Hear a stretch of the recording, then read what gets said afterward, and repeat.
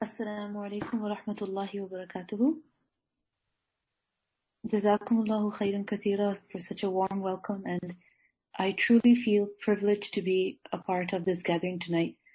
This Ramadan has been a very different Ramadan for me because it was spent at home. I wasn't able to go to the masjid much because of the kids' school, and alhamdulillah, this was a very beautiful Ramadan. Being with people has its own benefit, and being alone also has its own benefit. But I feel very, very happy that tonight, alhamdulillah, I can be with so many of my sisters, because definitely when a person is a part of a gathering, then Allah subhanahu wa ta'ala's special blessings descend on that gathering. So I ask Allah subhanahu wa ta'ala to bless this gathering, and to forgive all of us, to bless us with His mercy and His forgiveness on this blessed night, and for the fact that we have gathered together for His sake in order to encourage each other to worship Allah subhanahu wa ta'ala with more ikhlas and with more excellence. May Allah subhanahu wa ta'ala make us amongst those who are mentioned in Surah Al-Asr, that وَالْعَصْرِ إِنَّ الْإِنسَانَ لَفِي خُسْرٍ إِلَّا الَّذِينَ آمَنُوا وَعَمِلُوا الصَّالِحَاتِ وَتَوَاصَوْا بِالْحَقِّ وَتَوَاصَوْا بِالصَّبْرِ. May Allah make us amongst those who are encouraging each other to be patient in worshipping Allah, and also encouraging each other to abide by the truth, to abide by that which is correct. Inshallah, tonight I will talk a little bit about how we should end the month of Ramadan.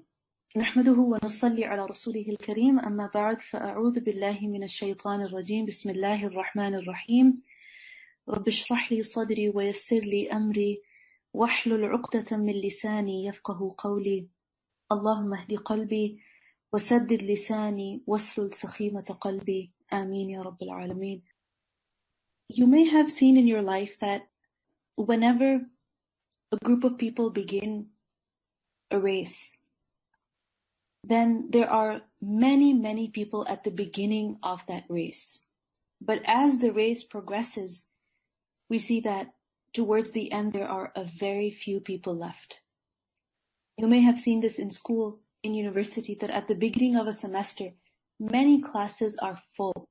But with time, there are so many people who drop out of those classes. Why is this so?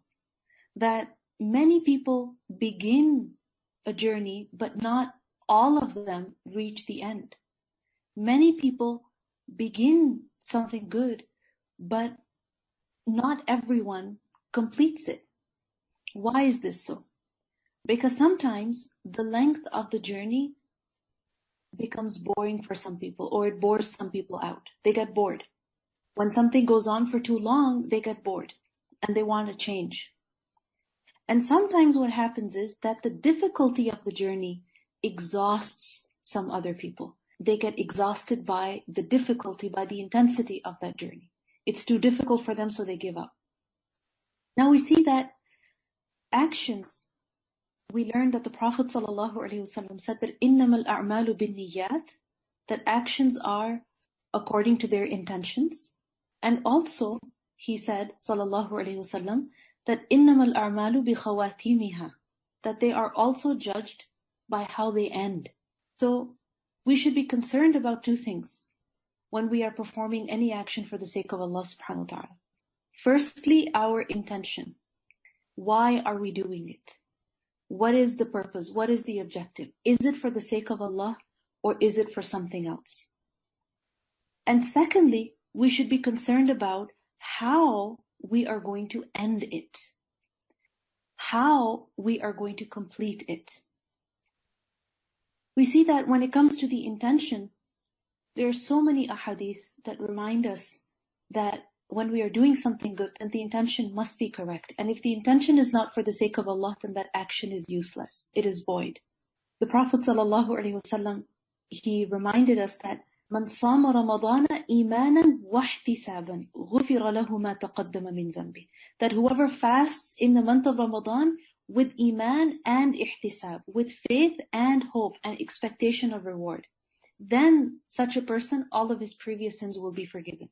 So when it comes to the intention, it is clear that when we are fasting in the month of Ramadan, one day after the other, we're praying in the night, we are reciting Quran, then all of this must be done for whose sake? Allah and only Allah. Now, we must also think about how we are going to end this month of Ramadan. Because actions are also judged by how they end. Because it's very easy to begin something. It's very easy to start something. And we see that at the beginning, many people are very enthusiastic. But making it to the end of the journey, completing a task, or finishing what we have started, that is what shows true commitment. And Allah subhanahu wa ta'ala, He likes commitment and consistency in His servants. We see that in the Quran, the Sahaba are praised for their commitment.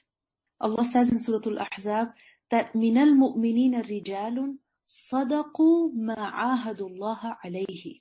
That among believers are people who are truthful, they are true to the promises that they made with Allah.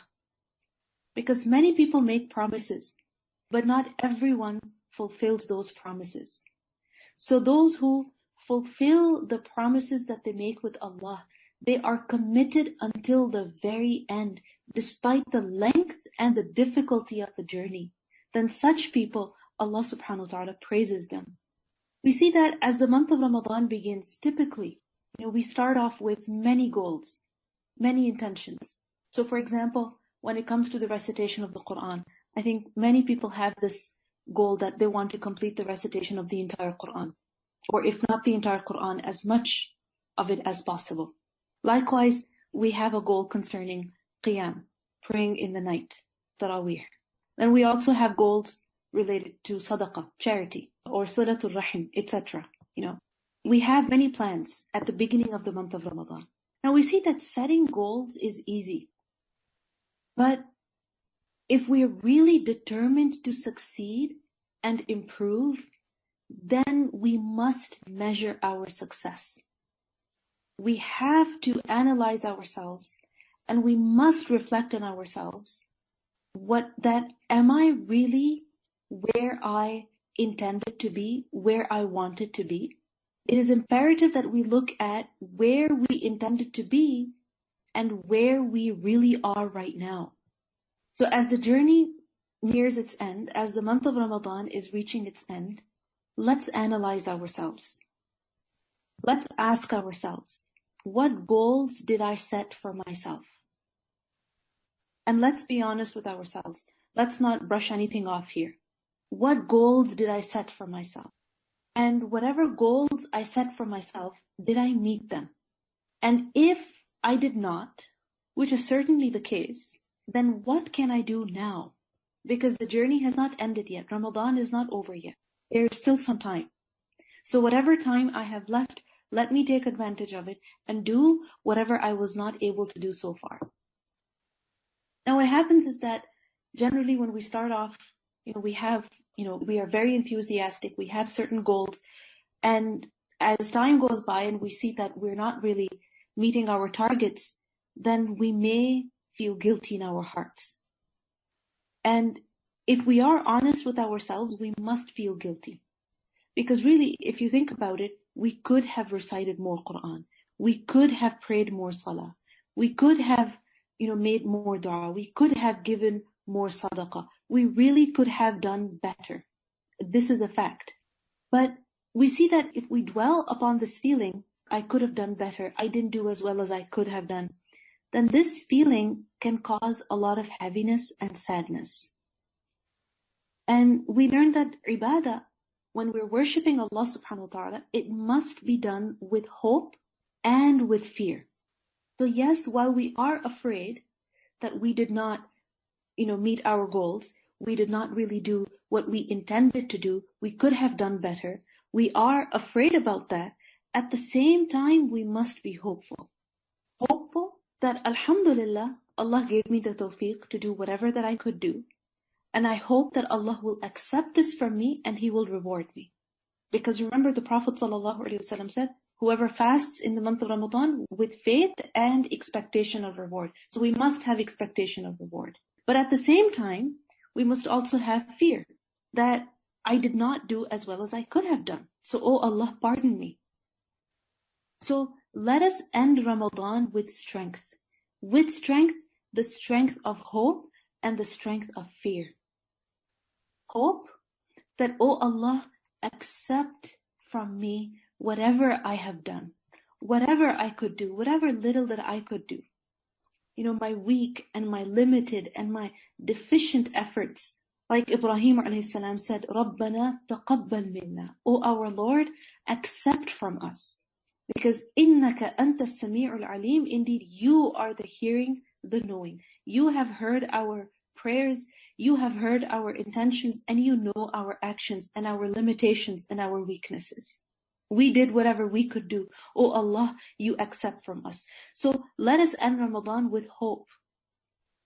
And also let us end Ramadan with fear. Fear of what? Of our shortcomings. That, oh Allah, pardon us for our shortcomings. Like Ibrahim alayhi salam prayed that وَتُبْ عَلَيْنَا إِنَّكَ أَنْتَ التَّوَّابُ الرَّحِيمُ. Oh Allah, have mercy on us, accept our repentance. Indeed, you are the accepting of repentance, the most merciful.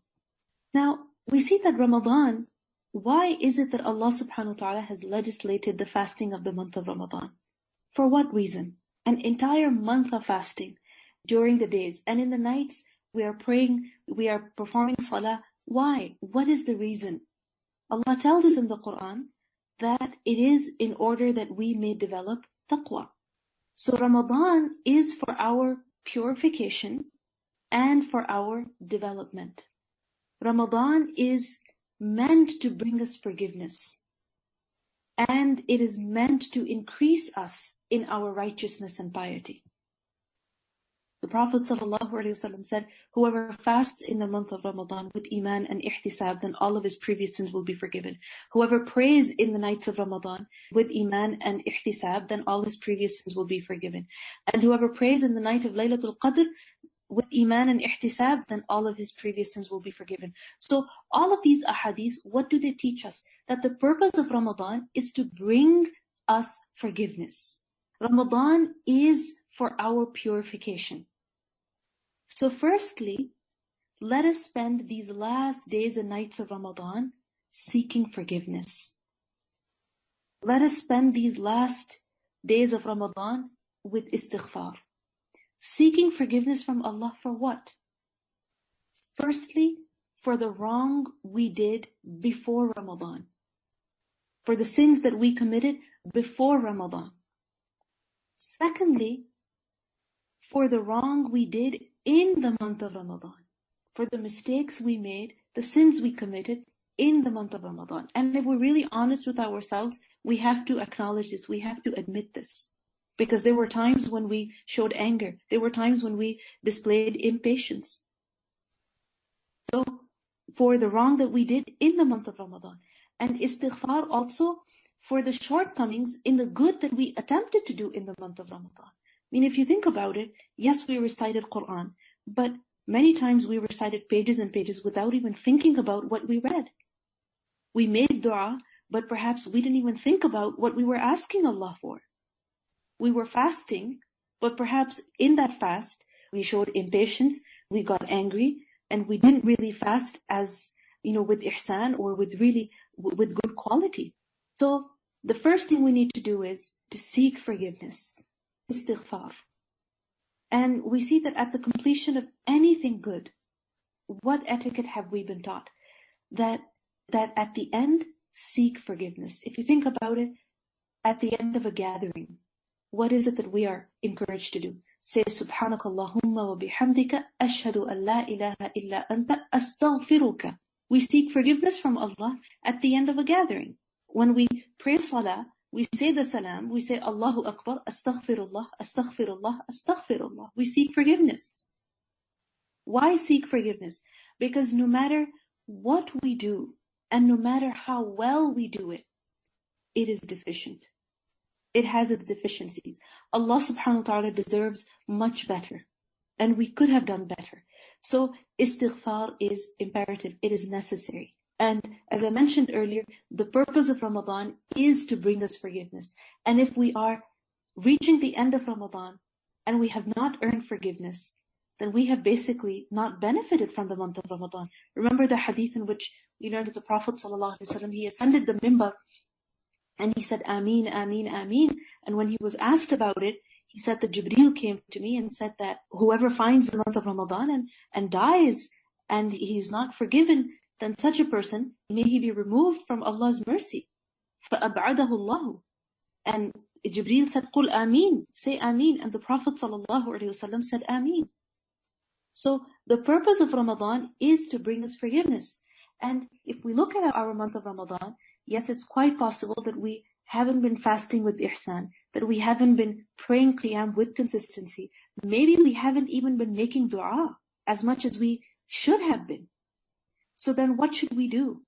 Seek forgiveness. Because remember the hadith that إِنَّمَا الْأَعْمَالُ بِخَوَاتِيمِهَا, that actions are judged by how they end. So if we weren't able to seek much forgiveness through the month, let's seek forgiveness now.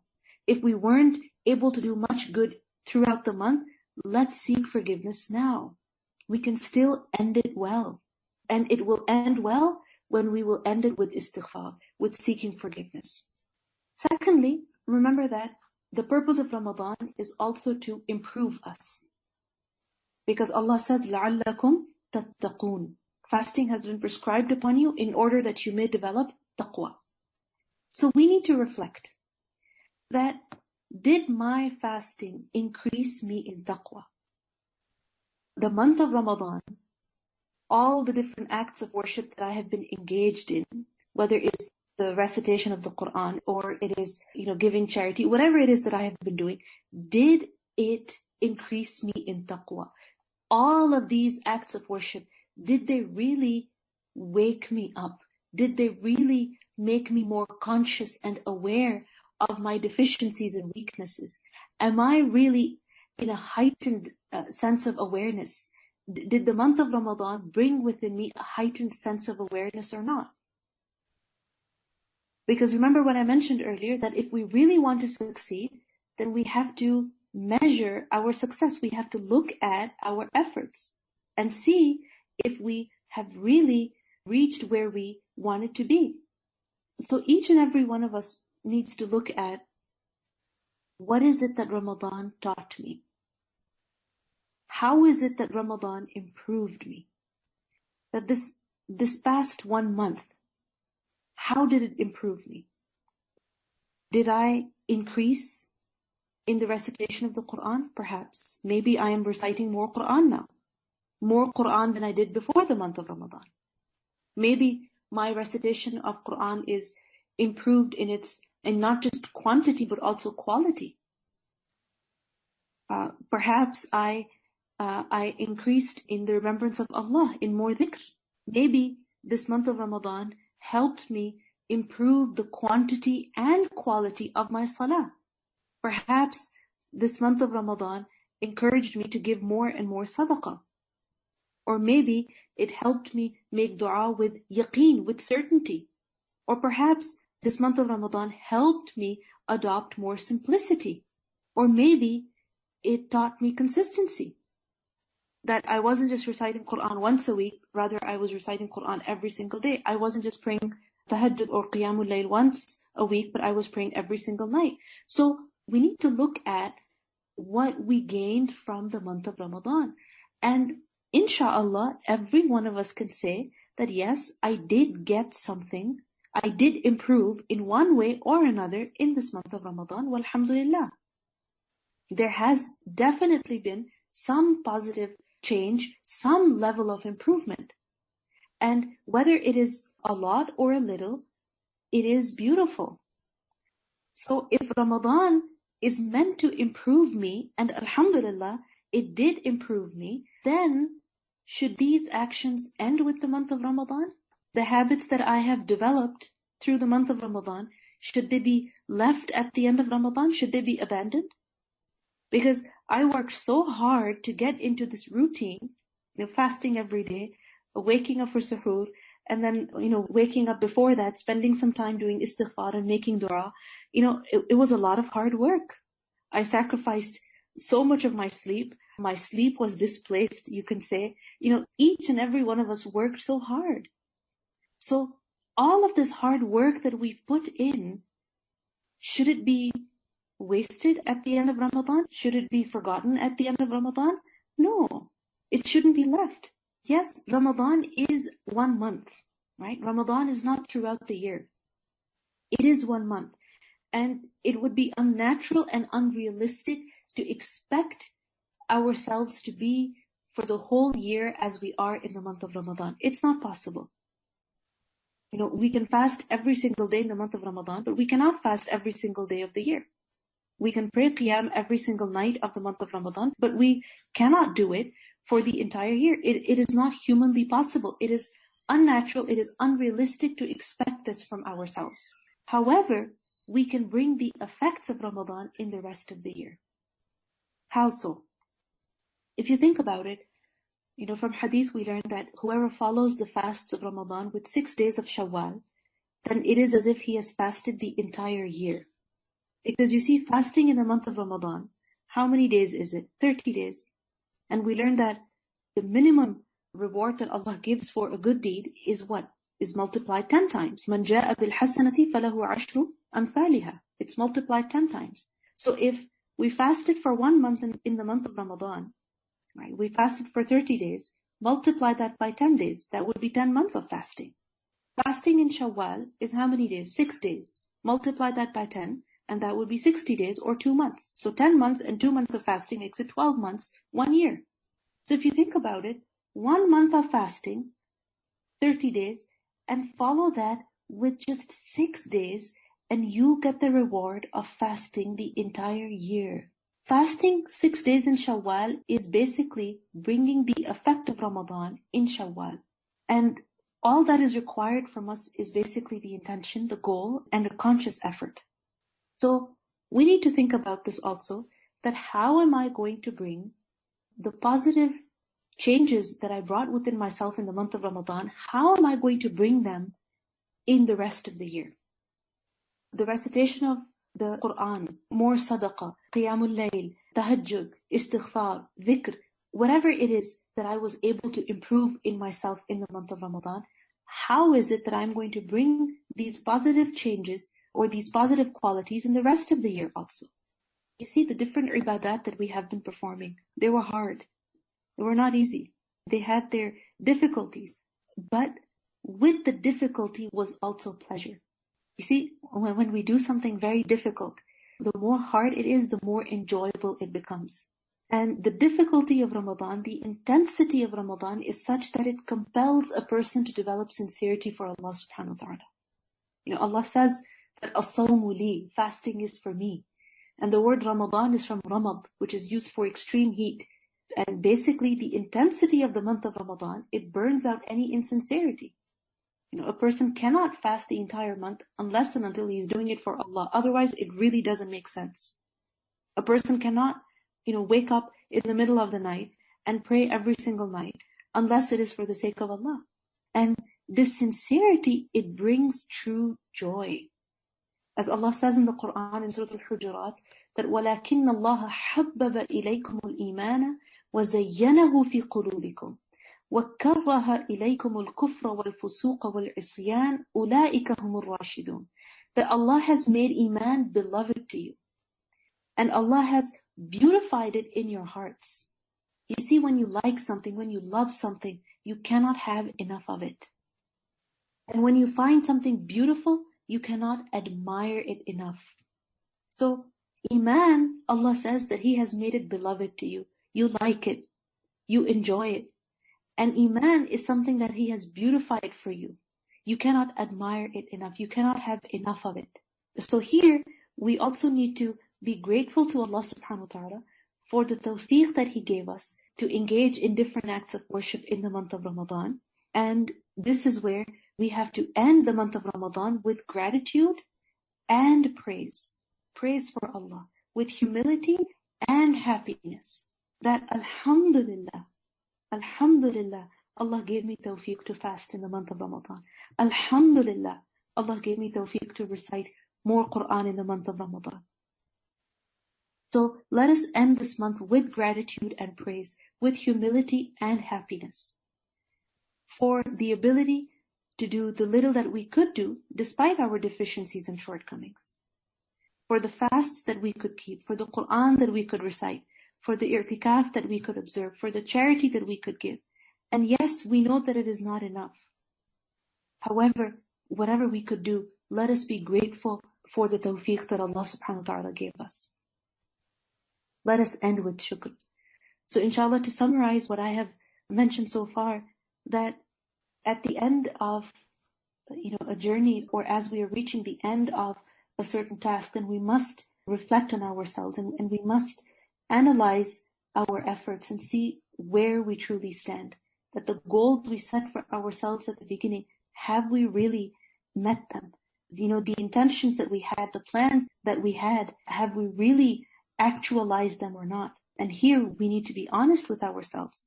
And here where we see that we have, failed in some aspect, or we haven't really, done as well as we had intended to do or as we had wanted to do. But we must, replace that regret or that sadness or that guilt with istighfar. And we must also be grateful for whatever that we could do. Because Allah subhanahu wa ta'ala says that لَإِن شَكَرْتُمْ لَأَزِيدَنَّكُمْ. If you are grateful, then I will increase for you. So how is it that we can end the month of Ramadan strongly? With istighfar, seeking forgiveness, and with hamd, with shukr, gratitude to Allah subhanahu wa ta'ala. And at the same time, realizing that the month of Ramadan was meant to bring me forgiveness, and it was meant to improve me. So, spending these last few days and nights of Ramadan, seeking forgiveness, and also whatever we have learned from the month of Ramadan, whatever good qualities or good habits we have developed in the month of Ramadan, let us make a tangible plan of how we can continue with these good changes for the rest of the year also, inshaAllah. The Prophet ﷺ, he taught us this beautiful dua which I would like to end with.